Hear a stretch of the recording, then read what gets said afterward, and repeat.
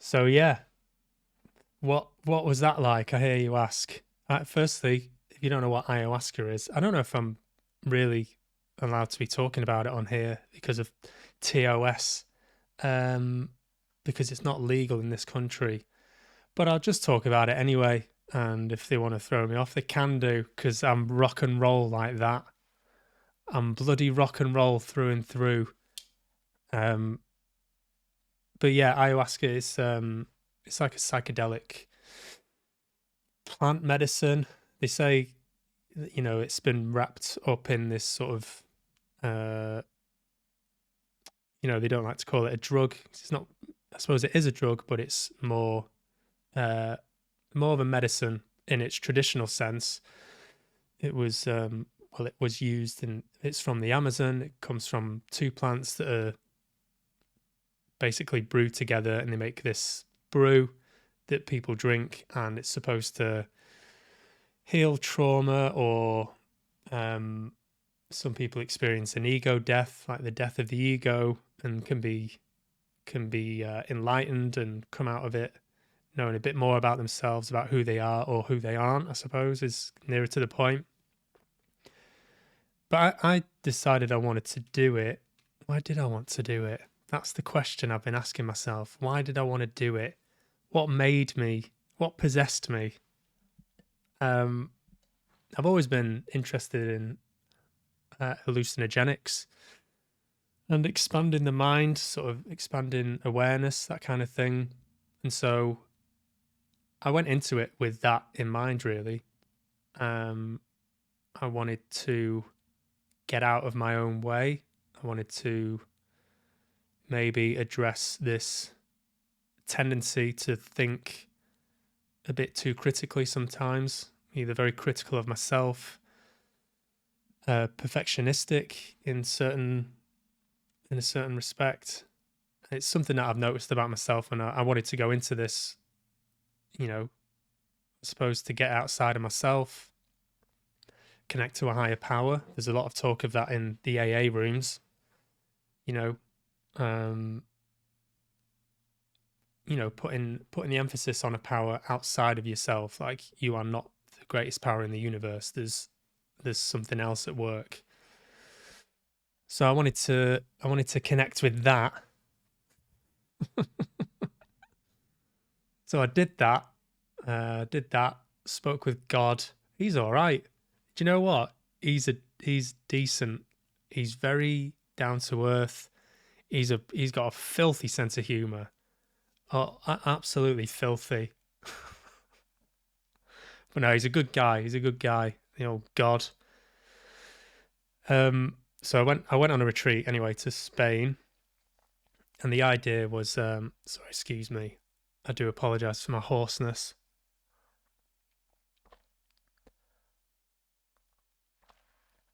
Yeah, so I went to Spain, and the whole thing was supposed to last for a week, and I decided to come back after the first ceremony. Now, why did I do that? I hear you ask. Well, there's a few reasons why. Firstly, I suppose I had what you would call a bad trip. Although they say there is no such thing as a bad trip. There's only, it depends what you get from it. And I did take quite a lot from it. I was a bit reticent to come on here and kind of unpack all this, because firstly, I got back and I got really ill. So I think my body was kind of telling me that I made the right choice to come home and just sort of rest up and decompress. And so I'm kind of comfortable and secure knowing that I made the right choice. But in terms of unpacking it all and kind of just sort of stamping it with this meaning that I've taken from it, seems a little bit reductive. But for, just for the sake of sharing, I suppose it flagged up a few things. Firstly,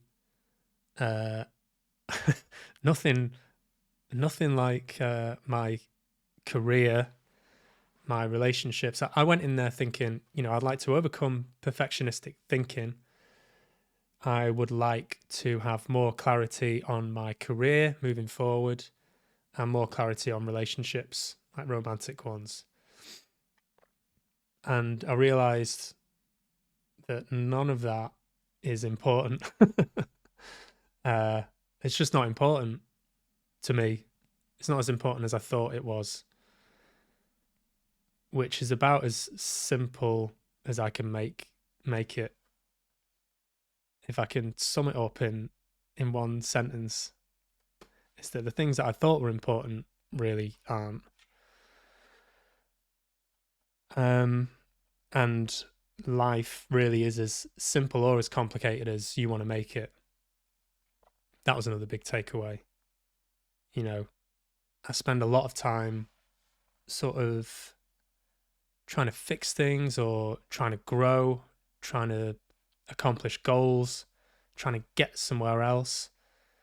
And this might sound like a bit of a cliche, or like, some people might already know this, but and it does sound very twee and I was afraid this might happen. It all sounds very twee and just overly simplistic when you put words to it, but it was more of a very real knowing that, if for me it was about connecting to a higher power, then I definitely felt that. There was a moment where I walked outside and looked up at the sky, and it was just awe-inspiring. There's no real words to do it justice, what I felt, but it was definitely a connection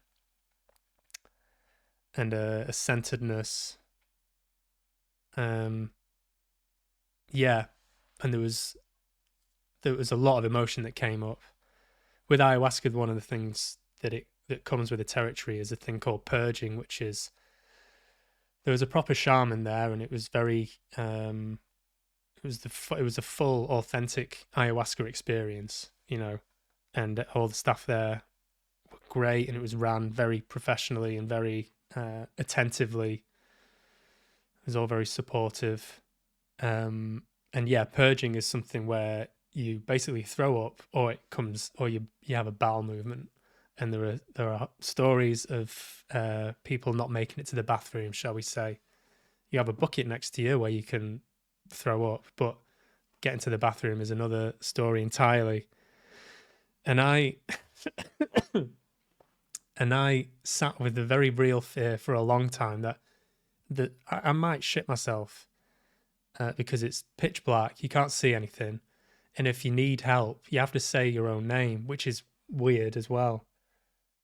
I mean, not only are you tripping balls and you don't know where the ground is, if you need help, you have to say your own name. And somebody said, well, what if you can't remember your own name? That's another fear. What if I don't know my own name? What then? Then what state would it be in? And then I shit myself. Forget my own name, and then I shit myself, and I need carrying out. So the ceremony itself lasted for about, I don't know, it started at about 8 o'clock, and then I was still tripping at 3 a.m. They said, does anyone want a second? Does anyone want seconds? And a load of people got up and got a second cup, including me. And I realized very quickly after that, I didn't need that. I don't need this second one. The first one's kicking in now, and then the second one is gonna be a close second. And that, I've done mushrooms and acid and things like that before, but this was on another level. It was very challenging, both mentally, emotionally, physically. We have a lot of talks with each other afterwards and before. And one of the leaders mentioned was that this doesn't, it's not a drug in the sense that, drugs can be recreational. Like booze, for example, is done recreationally to sort of forget who you are and sort of lose your inhibitions and kind of circumvent certain emotions, whereas ayahuasca is just like bang, here's everything. Here's all of the stuff. It's here and it's coming out now. And so I suppose that is what purging um, symbolizes, is a sort of movement of things coming out. And for me, it came out in the form of emotion. I felt blocked. I felt like I wanted something to happen. I wanted to throw up, or I wanted to just sort of have a good shit, or just something needed to happen. And I was laying there for ages, like, and then I started sweating, like a cold sweat.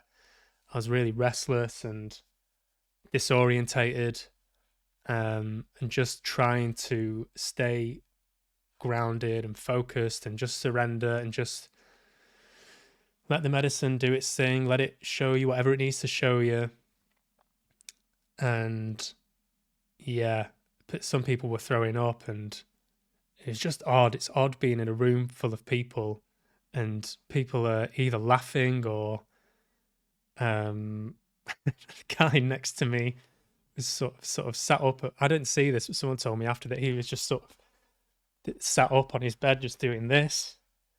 Someone, I wasn't there for this either, but someone started singing, and someone had to come over and just keep reminding him to be quiet. And he was just like, no, I just need to sing. So that was his thing. Someone was seeing shadow people like everywhere, but she didn't seem frightened by that or perturbed by it. It was just, that was just what was going on. So it's pretty chaotic, and there's not a lot to grab onto, but the few things that you do have to sort of grab onto and keep yourself grounded were the shaman sings these songs, and in the traditional sense, they are there to ward off spirits, to cleanse the space. He also was shaking these leaves again to cleanse the space, and he would blow smoke, like tobacco smoke, again to keep people grounded and cleanse the space. All of which I found, well, I didn't find it relaxing, and I didn't find it helpful. It didn't help me through my ordeal.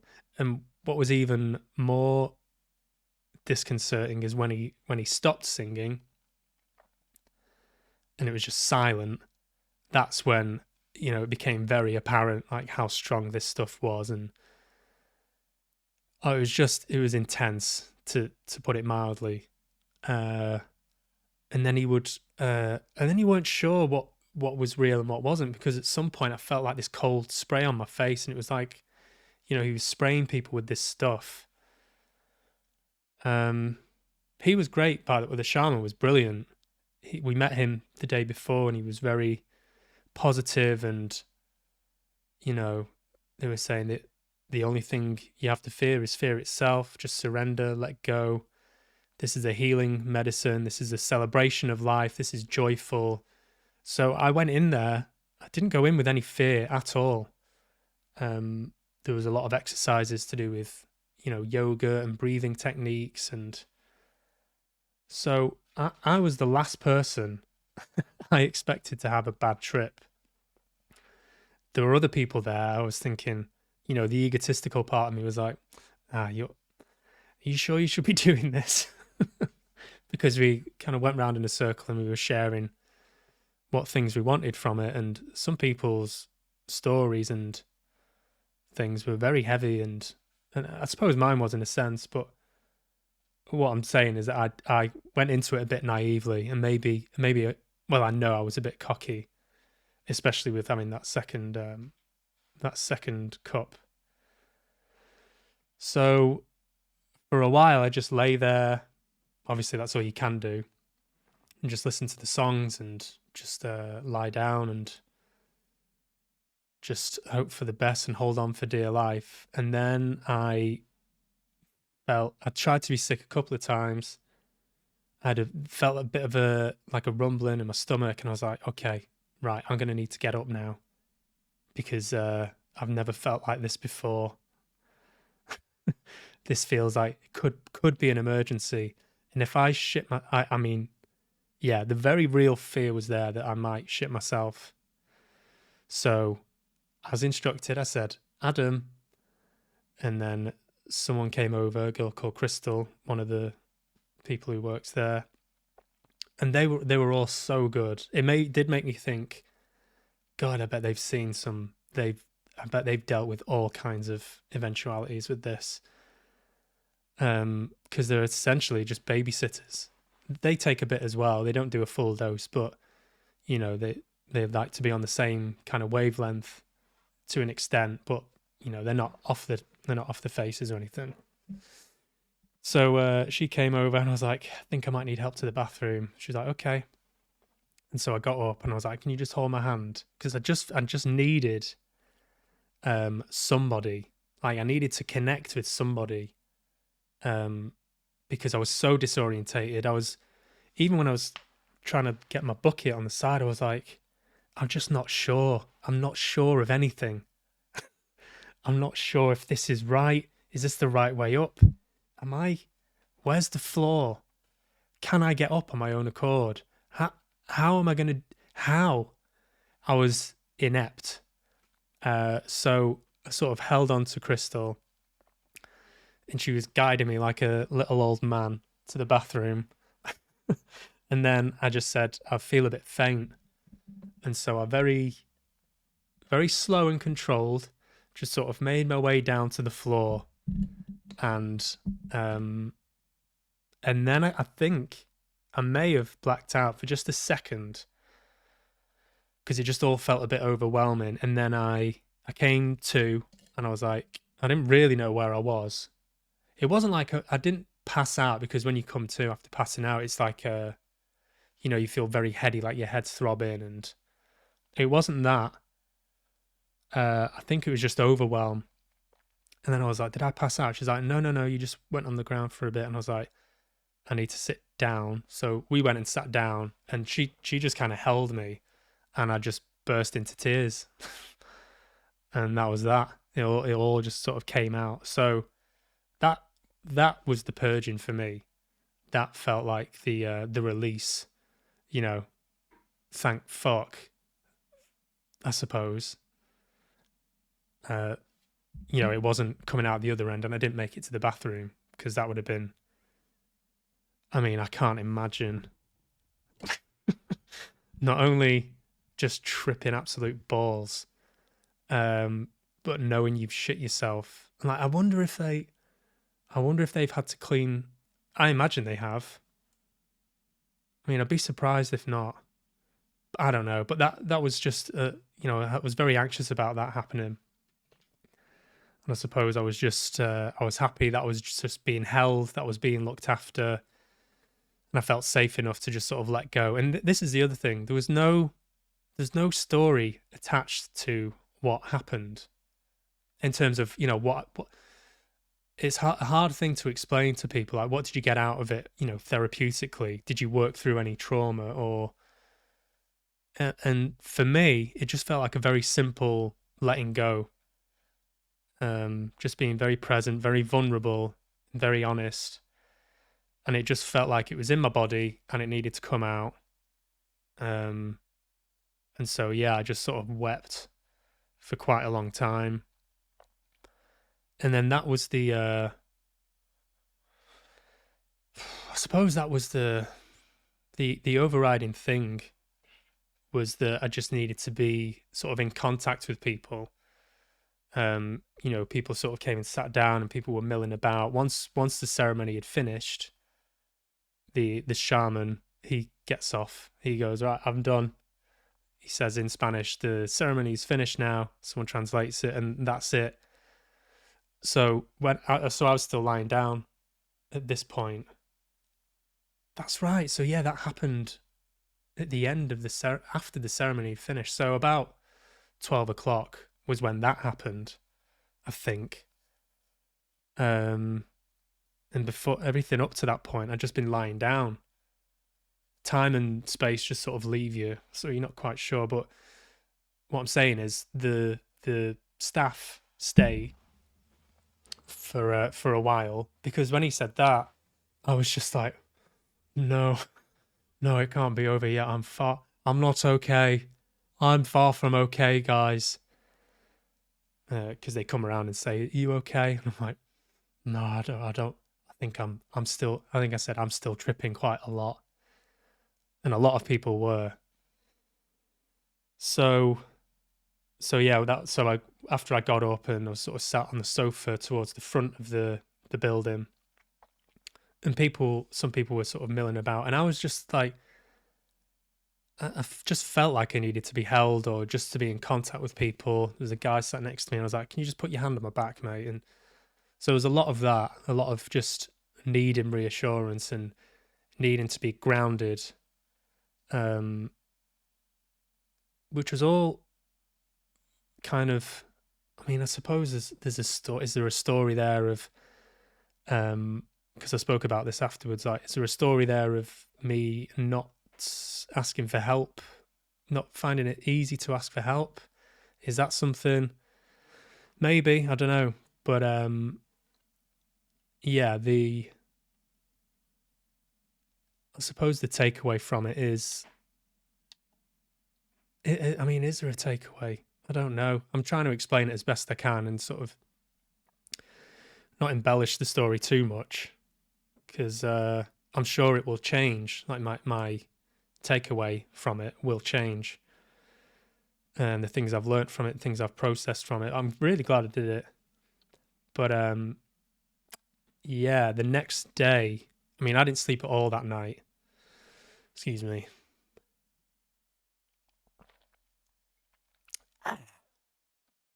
Yeah, I didn't sleep well at all. Getting back from the building to it was a big shared house. It was a massive sort of holiday home. But, having to walk back from that building in the dark back to my bedroom, that was a mission. And then, yeah, just getting back into my room and still tripping a bit, still just feeling very raw and vulnerable. Um, and yeah, I woke up the next day and I was just like, nah, I don't know if I want to do this anymore. I think I'm done. And so I spoke to someone, spoke to one of the people who uh, ran the retreat, spoke to everyone really, and just sort of mulled it over throughout the day. And I was like, I think I came into this that firstly, there's been a few things going on at home, um, a few family things and relationship stuff, and so I felt pretty exhausted going into the process. And then I think it dawned on me after that first ceremony, like, this is fucking hard work. This is challenging. This is grueling. This is emotionally draining and exhausting. And more importantly, I can't sleep. I didn't sleep the night before I went there. I didn't sleep well whilst I was there. It was just all very intense. And my body was saying, I'm done. I think I'm going to check out. And so I just tried not to interfere with that. And I suppose that's another thing that it flagged up was this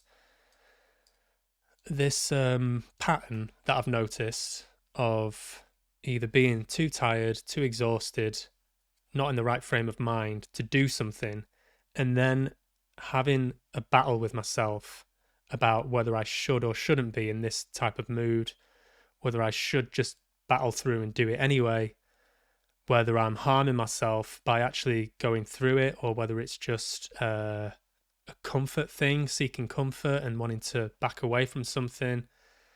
This perpetual cycle that I've noticed more and more, that experience really flagged that up. And it was one of the few occasions where I just very simply just said, all right, I'm gonna check out. I'm done. I think I've gotten what I needed to get from it.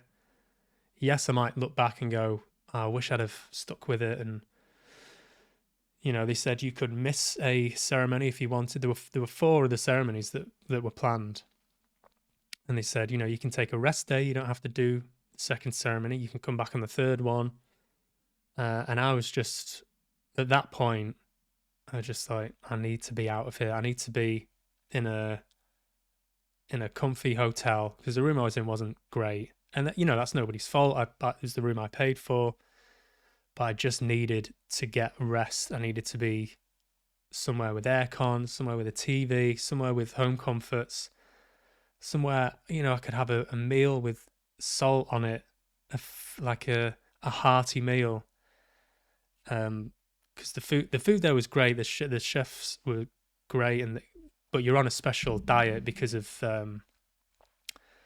because of the way the medicine works. You have to be on a very particular restrictive diet, and I could feel myself wasting away, and I was just like, oh, something's got to give. But they did say that that's also part of it, the exhaustion, and I suppose that's the breaking down of the ego, not having any energy to fight. And I suppose that's what I was experiencing. It was the ego in me was saying, I need to get out of here. I need to protect myself. I need to rest. I need this, and this. And in the end, I just sort of gave way to it. And everyone was great. Everyone was really supportive. And there was a part of me which was disappointed. That was, regretful that I didn't, I didn't carry on with it. That I perhaps missed out on some more stuff. But at that point, there was the best course of action, and it was the right choice for me. And that's as simple. Again, it's as simple or as complicated as I want to make it. So no regrets whatsoever. Everyone there was great. I've, had so many just really humbling and authentic and enlightening conversations with people you've just met. It's there's no experience like it. that's for sure. That is for sure. Yeah, the connection you make with people, even though I was only there for 3 days, this real just openness and supportive atmosphere. And there wasn't one conversation about, so what do you do for a living? That it didn't even enter the conversation. It was just it's not relevant. Everyone's talking about what books they're into, what sort of philosophies are they interested in, and it was great. It's really good. Maybe I'll go back and revisit it at some point. Maybe I'll, do another retreat. Maybe not ayahuasca, maybe some other psychedelic retreat, like, psilocybin, something like that. But or if I could go back and redo it, I would have just had the one cup. Just the one for me, thank you. I'm driving. Yes. What else was I going to say?